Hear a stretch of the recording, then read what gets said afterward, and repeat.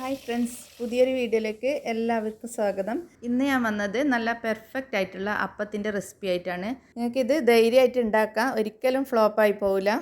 നമുക്കിത് അരച്ചെടുക്കാൻ ഗ്രൈൻഡറൊന്നും വേണ്ട, മിക്സിയിൽ നിന്ന് അരച്ചെടുത്തിട്ട് ഉണ്ടാക്കാം. എല്ലാവർക്കും ശരിയായി കിട്ടാത്ത ഒന്നാണ് നെയ്യപ്പം.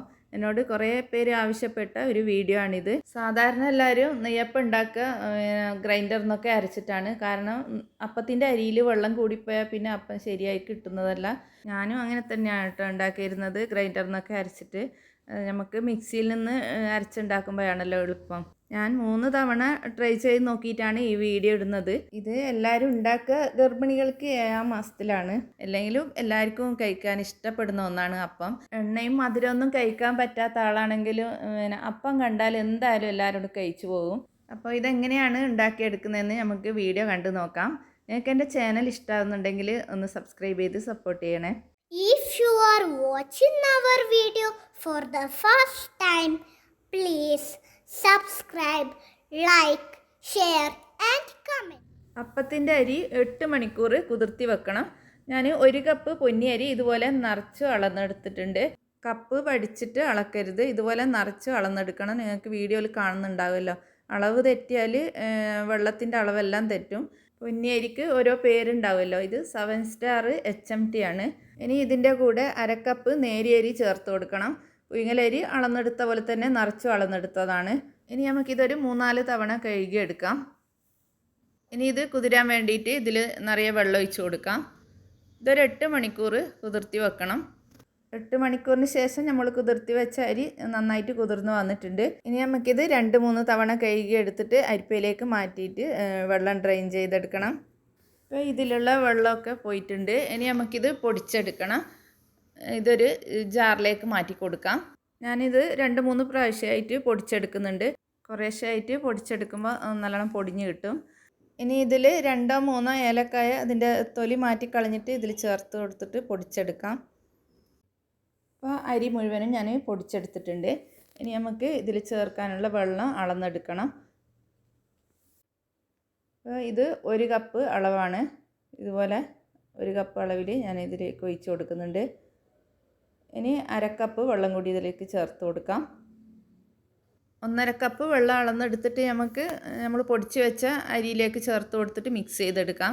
അപ്പോൾ നിങ്ങൾ 1/2 കപ്പ് മുഴുവൻ ഇതിലേക്ക് ചേർത്ത് കൊടുക്കണ്ട, ഒരു 1/4 കപ്പ് അവിടെ മാറ്റി വെക്കുക. കാരണം ഞാൻ അളന്നെടുത്തത് പോലെയല്ല നിങ്ങൾ അരി അളന്നെടുത്തതെങ്കിൽ വെള്ളത്തിൻ്റെ അളവ് കൂടിപ്പോകും. അരി കുറഞ്ഞു പോയിട്ടുണ്ടെങ്കിൽ ഈ അരി നമുക്ക് നല്ലോണം അരച്ചെടുക്കണം. നല്ല ഫൈൻ പേസ്റ്റായിട്ട് തന്നെ അരക്കണം. അപ്പത്തിൻ്റെ അരി അങ്ങനെയാണ്, നല്ലോണം അരഞ്ഞ് കിട്ടണം. ഒട്ടും തരിയൊന്നും ഇല്ലാതെ അരച്ചെടുക്കണം. ആ 1/4 കപ്പ് വെള്ളം അരക്കുന്ന സമയത്ത് ആവശ്യമുണ്ടെങ്കിൽ ചേർത്ത് കൊടുത്താൽ മതി. അപ്പോൾ ഒരു 1/4 കപ്പ് വെള്ളം അങ്ങനെ ഇതിൽ ചേർത്ത് കൊടുത്ത് മിക്സ് ചെയ്തെടുക്കുക. ഞാനിത് 2 പ്രാവശ്യമാക്കിയിട്ട് അരച്ചെടുക്കുന്നുണ്ട്.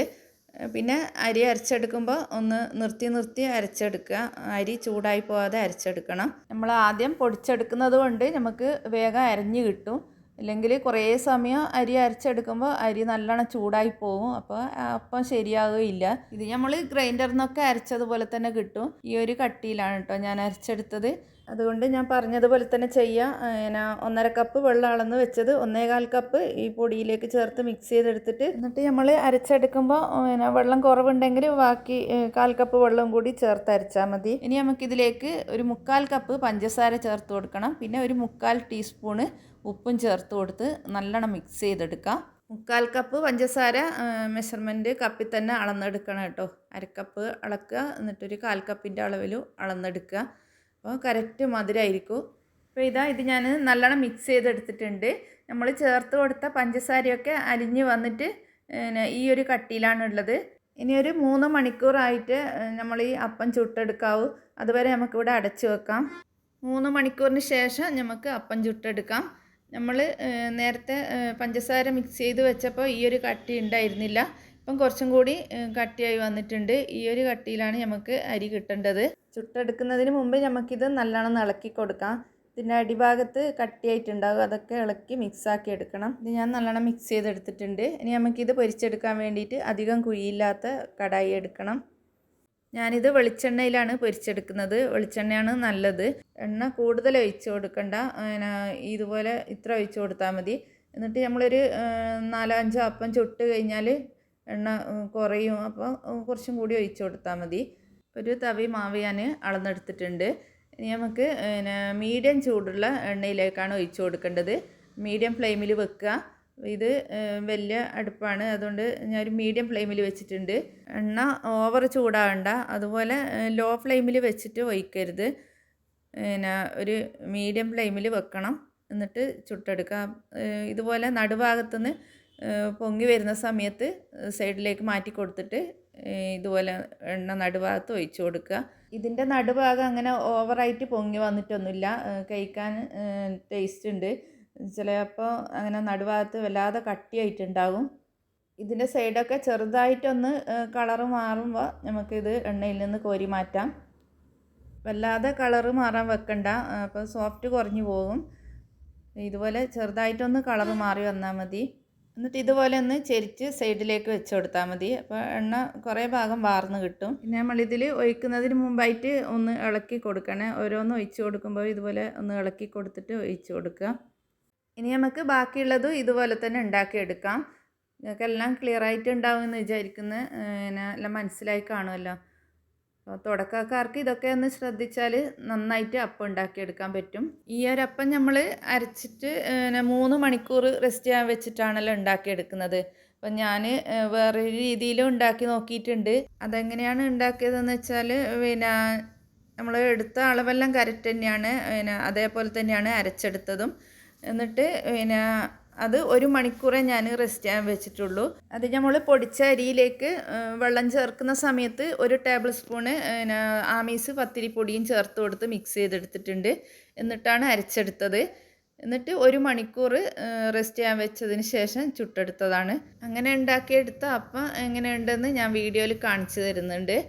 അപ്പോൾ ഈ അപ്പത്തിന് കൂട്ടി കഴിക്കാൻ വേണ്ടി തേങ്ങേൻ്റെ ഒരു കൂട്ട് ഉണ്ടാക്കുന്നുണ്ട്. അത് നല്ല ടേസ്റ്റി ആയിട്ടുള്ളൊരു തേങ്ങേൻ്റെ കൂട്ടാണ്.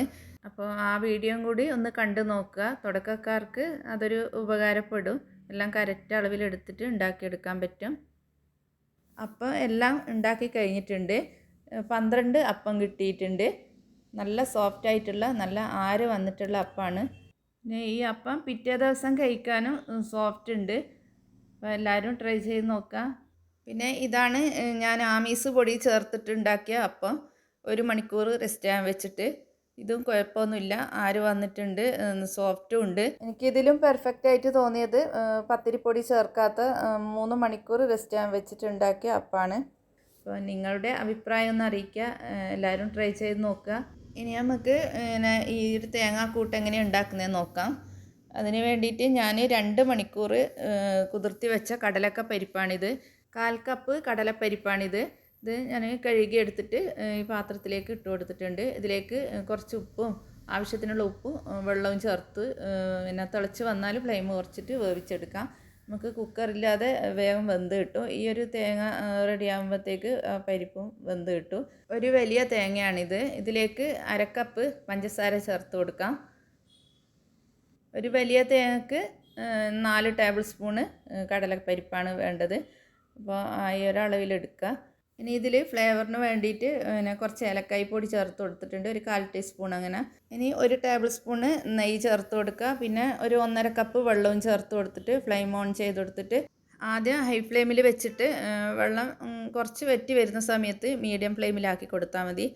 എന്നിട്ട് നല്ലോണം വെള്ളം വറ്റി വന്നാൽ ലോ ഫ്ലെയിമിൽ വെക്കുക. അപ്പോൾ നല്ലോണം ഒന്ന് ഡ്രൈ ആക്കിയിട്ട് എടുക്കുക. ഇളക്കി കൊടുക്കണേ. വെള്ളം വറ്റി വന്നാൽ പിന്നെ ഇളക്കി കൊടുക്കണം, അല്ലെങ്കിൽ അടിഭാഗം കരിഞ്ഞു പോകും. ഒന്ന് ശ്രദ്ധിക്കണം, അല്ലെങ്കിൽ കരിഞ്ഞു പോയിട്ട് ഒരു ടേസ്റ്റ് ഉണ്ടാവില്ല. എന്നിട്ട് ഇതുപോലെ ഒന്ന് ചെറുതായിട്ടൊന്ന് കളറ് മാറി വന്നാൽ നമ്മൾ വേവിച്ച് വെച്ച കടലക്ക പരിപ്പും ചേർത്ത് കൊടുക്കാം. 2 മണിക്കൂർ സോക്ക് ചെയ്ത് വെച്ചാൽ നമ്മളെ പരിപ്പ് വേഗം വെന്ത് കിട്ടും. ഈ ഒരു തേങ്ങ റെഡി ആകുമ്പോഴത്തേക്ക് തന്നെ വെന്ത് കിട്ടിയിട്ടുണ്ട്. നല്ലോണം വെന്തതിന് ശേഷമേ ചേർത്ത് കൊടുക്കാവൂ. അപ്പോൾ ഇത് നല്ലോണം മിക്സ് ചെയ്തെടുത്തിട്ടുണ്ട്. ഇനി നമുക്ക് ലാസ്റ്റ് ഫ്ലെയിം ഓഫ് ചെയ്തതിന് ശേഷം 1 ടീസ്പൂണ് നെയ്യ് ചേർത്തിട്ട് മിക്സ് ചെയ്തെടുത്താൽ നല്ല ടേസ്റ്റാണ് കേട്ടോ. അപ്പത്തിൻ്റെ കൂടെ ഈ ഒരു തേങ്ങാക്കൂട്ടും കൂടി സെർവ് ചെയ്യും. പിന്നെ ഇതും കൂട്ടി കഴിക്കാൻ ഇഷ്ടമുള്ളവരുണ്ടാകും. ഇതെല്ലാവരും ഒന്ന് ട്രൈ ചെയ്ത് നോക്കണേ. ഈ നെയ്യിൻ്റെയൊക്കെ ഒരു ടേസ്റ്റ് വന്നിട്ട് നല്ല ടേസ്റ്റ് ഉണ്ട് കേട്ടോ. എന്തായാലും നിങ്ങൾക്ക് ഇഷ്ടപ്പെടും. അപ്പോൾ ഇൻഷാ അല്ലാഹ് അടുത്ത നല്ലൊരു വീഡിയോ ആയിട്ട് വീണ്ടും കാണാം. താങ്ക്